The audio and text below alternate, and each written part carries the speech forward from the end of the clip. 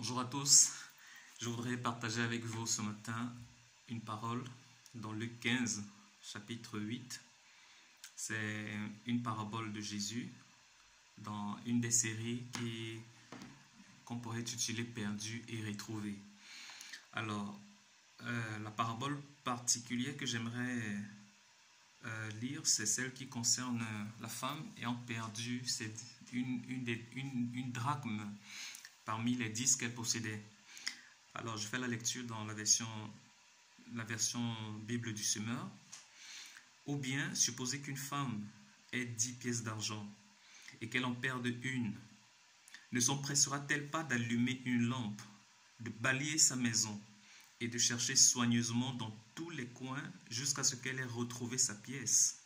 Et quand elle a retrouvé, elle rassemble ses amis et ses voisines et leur dit: « Réjouissez-vous avec moi, j'ai retrouvé la pièce que j'avais perdue. » De même, je vous le déclare, il y a de la joie parmi les anges de Dieu pour un seul pécheur qui change.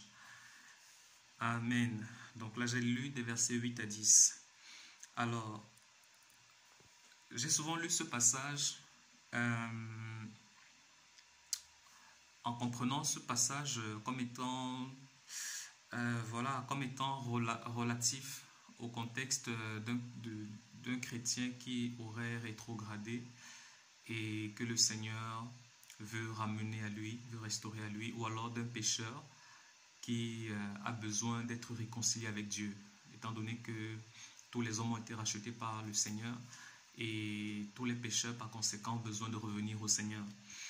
Et ce qui est correct en fait, ce qui est correct parce que c'est un peu ce qu'exprime la parabole qui précède, qui concerne le berger, un berger qui a 100 brebis, qui perd une et qui laisse les 99 brebis sur la montagne pour aller chercher celle qui est perdue. Et lorsqu'il la trouve, il organise une fête, il se réjouit avec ses amis. Et juste par la suite, après la parabole de cette femme qui perd sa drachme, ou alors sa pièce d'argent, parce qu'une drachme, c'était en fait le salaire d'un ouvrier, le salaire journalier d'un ouvrier à l'époque, qui était constitué d'une pièce d'argent. Et donc, juste après cette parabole, on a la parabole du fils prodigue, qui justement avait demandé son héritage à son père, mais qu'il a dilapidé dans le monde et qui s'est retrouvé malheureux, triste, mais qui plus tard a été restauré. Donc, on comprend bien que cette parabole s'inscrit naturellement dans la même logique de message en fait, et c'est tout à fait correct. Cependant, il y a quelques jours, lorsque je le méditais avec quelques-uns de mes frères et de mes sœurs lors d'une rencontre familiale, le Seigneur a ouvert mes yeux sur une autre façon de comprendre ça encore plus en profondeur. En fait, il m'a permis de voir un peu comment cette parabole également peut adresser de façon plus générale les situations où on a perdu quelque chose de précieux et qu'on a besoin et où on aurait besoin de les retrouver en fait. Ces choses qu'on peut perdre, ça peut être des richesses spirituelles que le Seigneur nous a données, ça peut être des vertus spirituelles, ça peut être notre intégrité, ça peut être notre intimité avec le Seigneur, ça peut être notre vie de prière, notre vie de méditation dans la parole de Dieu, ça peut être notre constance, ça peut être notre patience, ça peut être un fruit de l'esprit que nous manifestons, un don spirituel que jadis nous manifestions, dans lequel jadis nous avions marché, mais que à cause des combats que nous avons rencontrés sur notre parcours chrétien, il s'est trouvé que nous en sommes venus à perdre ces vertus-là, à perdre quelques-unes de ces grâces. Et j'ai compris que le Seigneur nous a donné dans cette parabole comme une stratégie justement pour retrouver ce que nous avons perdu. Je nous invite donc à relire plus attentivement ce texte, le verset 8 en particulier, parce que c'est là que nous avons une clé très importante. Donc le Seigneur dit: « Supposez qu'une femme ait perdu 10 pièces d'argent et qu'elle en perde une. Ne s'empressera-t-elle pas d'allumer une lampe, de balayer sa maison et de chercher soigneusement dans tous les coins jusqu'à ce qu'elle ait retrouvé sa pièce? » Amen. Ici, le Seigneur nous dit 3 choses que la femme a faites pour pouvoir retrouver sa pièce, sa pièce d'argent. Donc parfois on lit ça, en fait, ça passe comme ça inaperçu sous nos yeux, mais en réalité, c'est une clé que nous avons ici. Le Seigneur dit, la femme a fait 3 choses. Elle s'est empressée de faire 3 choses. Donc il y a déjà une attitude d'empressement qu'il faut avoir pour retrouver ce qu'on a perdu. Dès lors qu'on constate qu'on a perdu ce qui nous était précieux, si c'était notre vie de prière, si c'était notre vie de méditation dans la parole de Dieu, il y a un empressement qui doit saisir notre cœur. Et cet empressement doit nous pousser à faire 3 choses. La première chose, c'est que le Seigneur dit, elle a allumé la lampe, une lampe. Allumer la lampe, ça parle de s'exposer à la lumière du Seigneur. Ça parle de s'exposer à la parole de Dieu. Parce que la parole, dans Jean chapitre 1, il est dit que dans la parole, au commencement était la parole était avec Dieu. Et plus tard, il dit, dans cette parole était la vie. Et cette vie est la lumière qui éclaire tout homme. Dans la parole de Dieu, nous avons la lumière qui nous éclaire. Et donc, s'il se trouve que nous avons perdu quelque chose de précieux, une valeur précieuse dans nos vies, et même sur le plan pratique et dans notre vie naturelle, ça peut s'appliquer aussi. On a besoin de nous exposer à la lumière du Seigneur. Nous avons besoin de nous exposer à la parole de Dieu, de nous remplir de la parole de Dieu, d'avoir un empressement, nous remplir de la parole de Dieu, à nous soumettre à des enseignements qui vont rallumer cette lumière dans nos vies en fait. Parce que justement, c'est dans l'obscurité justement, on est capable de voir ce qui a été perdu. Dans l'obscurité, on est capable de voir. Si on est dans une maison où tout le temps il fait noir, il sera très difficile de trouver quelque chose qui se trouve dans un coin caché quelque part ou alors derrière une armoire. Ce sera quand même assez compliqué. Donc la première chose logique qu'il faut faire, c'est d'allumer la lumière, d'allumer une lampe. La lampe ici, qui est la parole de Dieu. Le psalmiste David pouvait dire, ta parole est une lampe à mes pieds, une lumière sur mon sentier. Amen. Donc la deuxième chose que le Seigneur nous livre comme clé dans cette parabole, c'est qu'elle balaie sa maison. Elle s'est empressée de balayer sa maison. Amen. Parce que justement, si la maison est en désordre, si la maison surtout est sale, si elle n'est pas propre, il est possible que ce qu'on a perdu peut se confondre avec ce qui est sale, avec la saleté.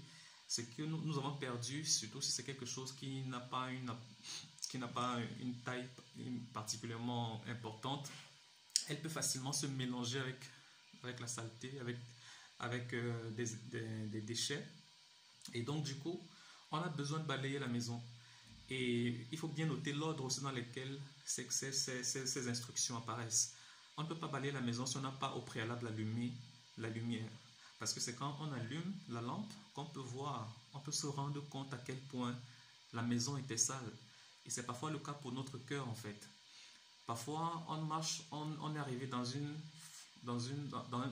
un état de routine avec le Seigneur, dans notre relation avec le Seigneur, où on ne ressent plus son amour, on ne ressent plus sa présence.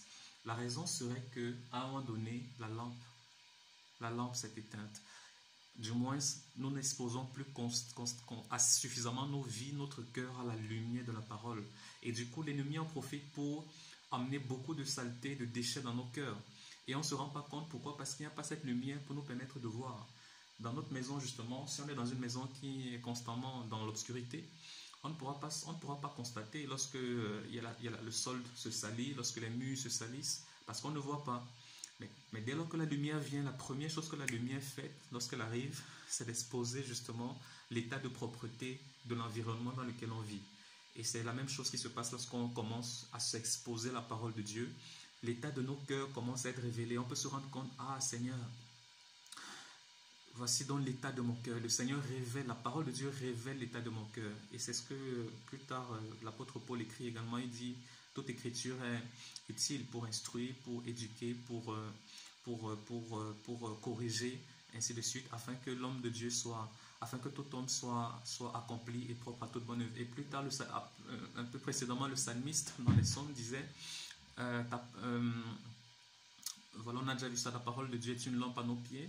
Mais en fait, c'est plutôt Jacques, voilà, qui nous dit que la parole de Dieu est comme un miroir qui nous permet de voir justement à l'intérieur de notre cœur et de connaître en réalité quel est l'état de notre cœur véritable. Donc, nous avons besoin de faire le balayage. Après avoir allumé la lumière, nous devons balayer la maison, nous devons nettoyer nos cœurs. Et ce balayage est fait par le Saint-Esprit, ce n'est pas par nos forces. Lorsqu'on constate que nos cœurs ont été souillés, lorsque notre cœur peut être souillé par, voilà, par une attitude de zizanie, par une attitude de mépris, par une attitude de commérage qu'on a développé progressivement sans se rendre compte. Notre cœur peut être souillé par des inquiétudes, peut être souillé par la peur, peut être souillé par la colère, par des émotions négatives que nous avons accueillies dans nos cœurs, dans nos vies, et qui progressivement ont commencé à nous étouffer, à étouffer notre joie, notre peine, et du coup nous ont empêchés de ressentir, nous ont mis dans un état où nous étions incapables de ressentir à nouveau l'amour de Dieu et sa grâce dans nos vies. Donc nous avons besoin de nettoyer nos cœurs et nos vies de ces saletés, de ces déchets, parce que ce sont des choses qui sont incompatibles avec le fait de pouvoir de garder et d'entretenir les vertus de Dieu dans nos cœurs. La troisième chose que cette femme a faite, c'est qu'elle a, il nous est dit là, elle a cherché soigneusement dans tous les coins jusqu'à ce qu'elle ait retrouvé sa pièce. Amen. Parce que c'est justement ce qu'il faut faire juste après avoir balayé sa pièce, après avoir premièrement allumé la lampe et deuxièmement balayé toute la pièce. Maintenant, on peut rechercher dans tous les coins et les recoins. La notion de coin ici est importante parce que dans nos cœurs aussi, il y a des coins et des recoins. Quand je considère ma maison, dans ma maison, il y a beaucoup de meubles, il y a des chaises, il y a une armoire particulièrement, par exemple, qui est particulièrement grande, particulièrement solide. Et le fait de chercher peut parfois engager beaucoup d'efforts, ou alors peut engager parfois de bousculer des choses importantes en fait dans nos vies. Parce que voilà, toujours en prenant l'image d'une maison, comme c'est le cas ici, il y a parfois des meubles qui pèsent, qui ont un poids quand même assez important, qui parfois peut nécessiter qu'on ait besoin d'aide en fait pour pouvoir déplacer ces meubles afin de pouvoir chercher dans les coins qui sont cachés par ces meubles. Et donc il pourrait s'avérer que les choses qu'on a perdues pour être retrouvées pourraient nous conduire en fait à demander de l'aide en fait, parce que pour bouger certaines choses dans nos vies, nos propres forces spirituelles pourraient ne pas suffire. Donc il y a des choses qu'on pourra bouger nous-mêmes et il pourrait y avoir des choses qu'on ne pourrait pas être capable de bouger par nous-mêmes et on aurait besoin de demander de l'aide. Et donc, mais il faut être prêt, il faut avoir cet engagement dans le cœur, cette détermination qui va nous pousser à être prêt à véritablement tout bouger, à tout mettre sans dessus dessous s'il le faut pour pouvoir retrouver ce qu'on a perdu. Parce que ce que nous recherchons en fait n'a pas de valeur, n'a pas de prix. Les vertus spirituelles du Seigneur dans nos vies n'ont pas de prix. On ne peut pas acheter ça avec l'argent ni avec l'or, n'est-ce pas? Et si on rentre dans le contexte en fait de ce texte, ce qu'on appelait la drachme en fait à l'époque pour une femme, il se pourrait que les femmes nouvellement mariées recevaient comme pendant la dot, n'est-ce pas, un collier de leur fiancé, un collier avec justement 10 pièces d'argent dessus.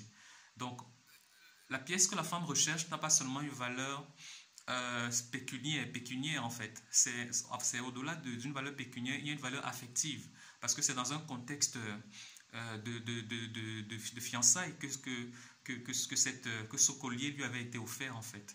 Et donc un collier qui a 10 pièces d'argent, c'est ça qui fait en fait la valeur du collier. Si une pièce disparaît, le collier du coup n'est plus propre à être porté en fait. C'est tout le collier qui perd sa valeur.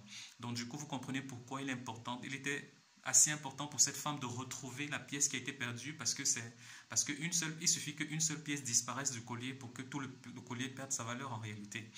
Et donc, c'est un peu ça la représentation des richesses spirituelles dans nos vies. Les richesses spirituelles que le Seigneur nous donne n'ont pas de prix. Et nous devons pour être prêts en fait à être restauré, Seigneur, à être restauré dans ces vertus spirituelles, n'est-ce pas? Nous devons être prêts à bousculer tout ce qu'il faut, tout ce qui est nécessaire pour pouvoir rentrer dans notre héritage, rentrer en possession de ces vertus de Dieu qui justement mettent l'image de Christ sur nos vies et nous permettent de porter des fruits qui glorifient le Père. Le Seigneur dit, si vous portez des fruits, et des fruits en abondance, le Père sera glorifié. Donc, je veux juste j'ai eu à cœur de nous partager ce texte parce que moi-même j'ai été beaucoup encouragé lorsque le Seigneur m'a montré ça et je crois que mes frères aussi, lorsque nous partageons, nous avons tous été encouragés Et voilà, je crois que vous aussi, vous avez été encouragés. Si c'est le cas, n'hésitez pas à aimer la vidéo et à partager à un maximum de personnes, aux personnes que vous pensez qui passent par des temps difficiles, que vous savez qui ont perdu quelque chose et qui ont soif de retrouver ces choses-là. Cette parole que le Seigneur a donnée pourra les encourager. Donc, soyons tous bénis. Je vais prier pour vous et pour chacun de nous d'ailleurs, parce que nous avons tous besoin de la grâce de Dieu. Père, merci pour cette parole que tu nous donnes à partager, Seigneur, en ce jour. Cette parole qui apporte la lumière dans nos cœurs, cette parole qui nous livre une clé très importante, Seigneur, sur la façon de retrouver ce que nous avons perdu. De retrouver, Seigneur, ces vertus, ces grâces que tu as créées dans nos cœurs, dans lesquelles tu nous as installés par ton esprit et dans lesquelles nous avons peut-être marché jadis, mais que, Seigneur, entre-temps, le chemin, les difficultés de la vie nous ont conduits à délaisser en chemin. Seigneur, je prie que ta parole puisse apporter dans nos cœurs cette lumière. Seigneur, cette lumière est dans ma vie comme dans la vie de toutes les personnes qui sont connectées, qui m'écoutent, Seigneur, en ce moment. Que, Seigneur, ta grâce leur soit communiquée pour qu'il y ait cet empressement dans leur cœur qui va les pousser, Seigneur, à rechercher, Seigneur, avec la détermination nécessaire ce qu'ils ont perdu et qui va les conduire, Seigneur, à faire ces trois choses qui vont les conduire, Seigneur, à retrouver ce qu'ils ont perdu. Au nom puissant de Jésus, que ta lumière brille dans nos cœurs, la lumière de ta parole. Et Seigneur, que ce nettoyage, le nettoyage nécessaire soit fait de toutes les saletés, de toutes les inquiétudes, de toutes les peurs qui pourraient, Seigneur, étouffer, Seigneur, ta vertu dans nos cœurs et aussi cette détermination à pouvoir chercher dans tous les coins, Seigneur, qu'il faut et tous les recoins nécessaires jusqu'à ce que nous ayons retrouvé ce que nous avons perdu. Merci, Seigneur, parce que tu nous accordes cette grâce dans le nom puissant de Jésus de Nazareth. Amen.